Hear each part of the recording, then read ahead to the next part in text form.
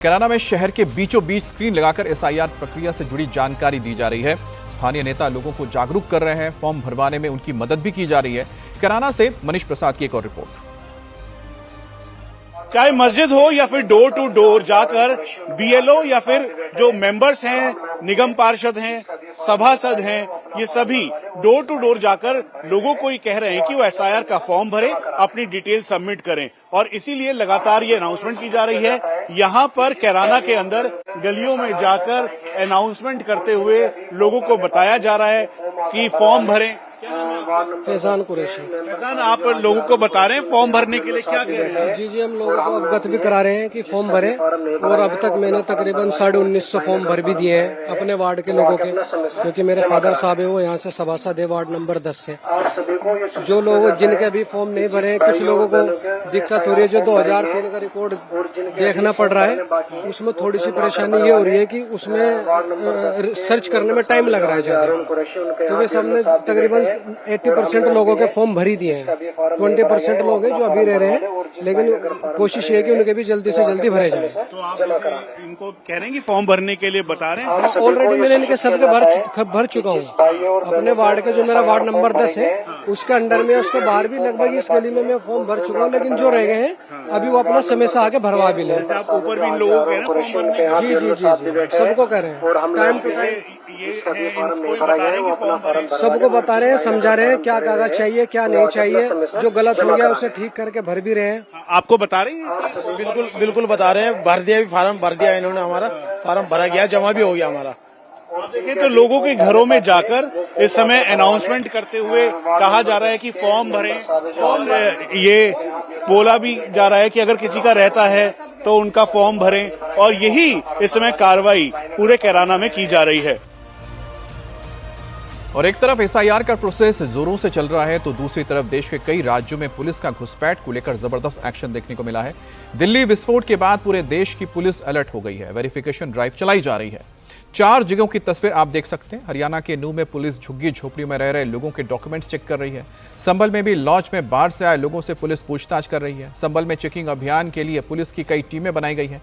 कानपुर में भी सड़क किनारे या बस्तियों से रह रहे लोगों के आधार कार्ड और दूसरे डॉक्यूमेंट्स चेक किए जा रहे हैं। उत्तराखंड के देहरादून में पुलिस का बड़ा एक्शन हुआ है। एक बांग्लादेशी महिला को अरेस्ट किया गया है जो हिंदू नाम से फर्जी डॉक्यूमेंट बनवाकर देहरादून में रह रही थी, जबकि एक और बांग्लादेशी महिला को पुलिस ने हिरासत में लिया है। 10 नवंबर को दिल्ली के लाल किले पर हुए ब्लास्ट के बाद से पुलिस हाई अलर्ट पर है। मस्जिदों से लेकर घरों तक जांच की जा रही है। इसी ऑपरेशन के तहत नूह पुलिस ने चदेनी गांव की रोहिंग्या बस्तियों में वेरिफिकेशन ऑपरेशन चलाया है, जहां पुलिस की कई टीमों ने झुग्गियों में जाकर लोगों के कागजों की अच्छी तरह से जांच की और सामान की तलाशी ली और डिटेल में पूछताछ की।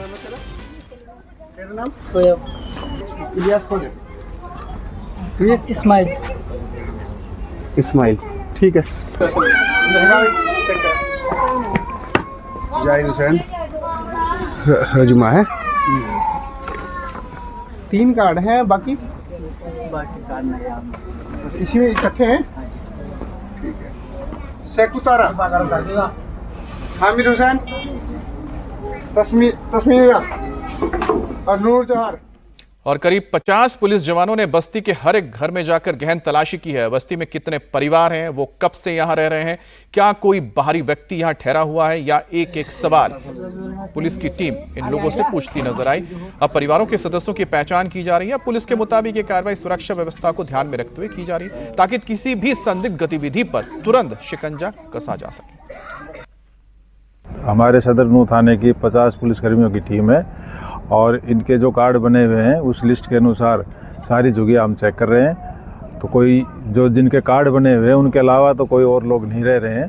तो इस तरह की हमारी चेकिंग चल रही है। अभी हम जो चेक कर रहे हैं, जो हमारे पास लिस्ट है, वही लोग रहने पाए गए हैं और फिलहाल चेकिंग जारी भी है। अब हरियाणा के अलावा यूपी के संभल में भी पुलिस अलर्ट मोड पर है। संभल में अवैध रूप से रह रहे लोगों के खिलाफ विशेष अभियान चलाया जा रहा है, जिसके तहत पुलिस ने अलग से टास्क फोर्स का गठन किया है। हर थाने में एक टीम बनाई गई है जो सभी सेंसिटिव इलाकों में, मुसाफिर खानों में और कलेक्ट्रेट एरिया में जाकर लोगों की वेरिफिकेशन को किए रहे हैं।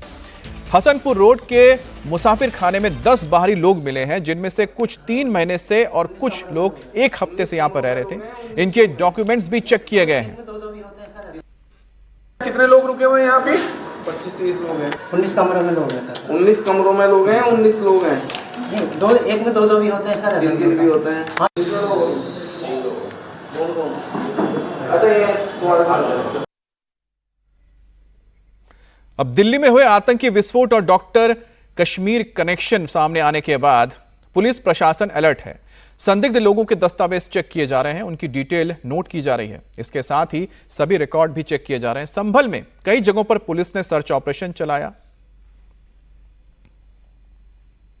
इनलीगल माइग्रेंट्स यानी जो घुसपैठ करके हिंदुस्तान में रह रहे हैं, उनके खिलाफ कार्रवाई करने के लिए अब यूपी पुलिस जो है वो बड़े स्तर पर एक अभियान छेड़े हुए हैं। और इस वक्त हम संभल में मौजूद हैं, चौधरी सराय के पास। यहाँ पर एक मुसाफिर खाना है या कहें कि शेल्टर होम है।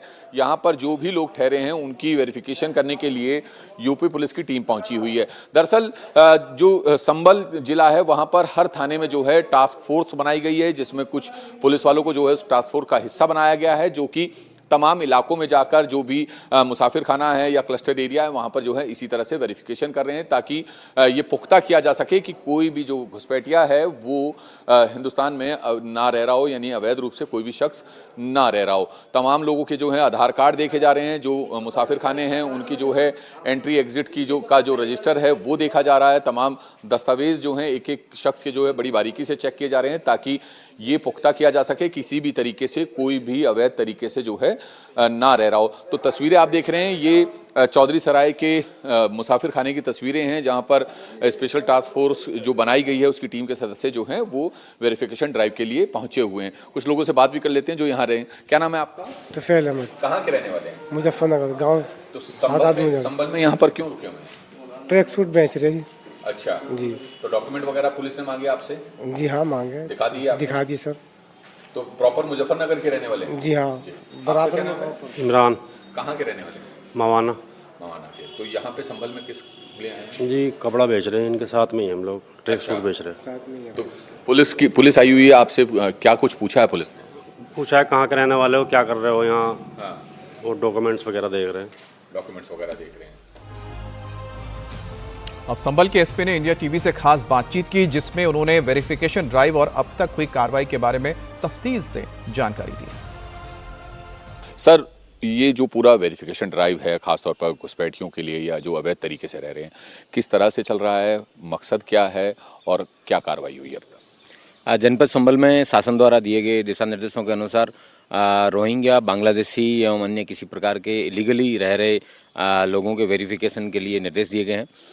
जनपद पुलिस के द्वारा जितने भी मुसाफिर खाने हैं या मदरसे हैं, मस्जिदें हैं या फिर धर्मशालाएं हैं, यहाँ स्लॉटर हाउसेज हैं, पब्लिक एंटरप्राइजेज हैं, जितने भी प्राइवेट एंटिटीज़ हैं, इन सब जगहों पे वेरिफिकेशन ड्राइव है वो सघनता से चलाया जा रहा है। ड्राइव के अंदर कितने लोगों को अभी तक जो है सत्यापित किया जा चुका है, कितने लोगों को पकड़ा जा चुका है, कोई नंबर आपके पास? अभी तक कुछ लोग जो हैं कश्मीर के ऐसे प्रकाश में आए हैं जिन लोगों का वेरिफिकेशन वहाँ से अभी भी पेंडिंग है, तो उन लोगों को यहाँ से वापस जाने के लिए बताया गया है। उसके अलावा कुछ लोग बिहार के या बंगाल के ऐसे हैं जिनके आधार कार्ड हैं वो प्रथम दृष्टया चलाने पर सही नहीं पाए जा रहे हैं, तो उनका भी वेरिफिकेशन करवाया जा रहा है।